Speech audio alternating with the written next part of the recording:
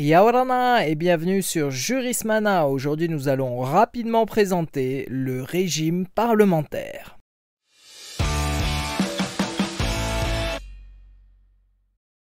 La principale caractéristique de ce régime réside dans la nécessité pour le gouvernement de disposer de la confiance de la majorité parlementaire.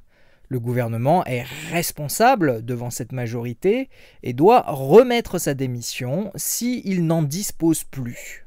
Pour cette raison, l'exécutif est dissocié entre le chef de l'État et le gouvernement.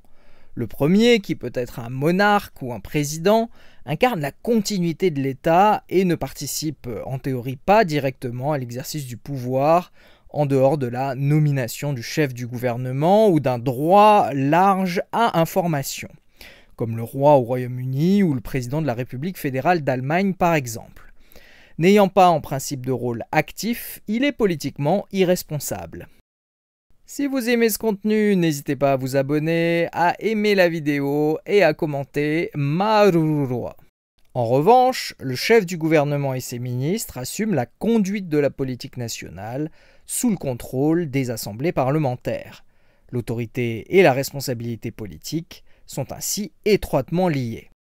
Pour cette raison, la plupart des actes du chef de l'État doivent être contresignés par les membres du gouvernement concerné. Le fonctionnement du régime parlementaire implique ainsi une étroite collaboration entre le gouvernement et les assemblées. C'est pour cela que l'on qualifie la séparation des pouvoirs de souple dans un régime parlementaire, car le pouvoir exécutif peut donc tomber s'il perd la confiance du pouvoir législatif, mais le Parlement peut aussi être potentiellement dissous par le pouvoir exécutif pour provoquer de nouvelles élections. Ainsi, contrairement au régime présidentiel où il n'existe pas de telle possibilité, l'exécutif et le législatif peuvent ici mutuellement se menacer. Et voilà, nous en avons terminé avec cette très rapide vidéo sur le régime parlementaire. Merci à tous et à très bientôt sur Jurismana. Parheane.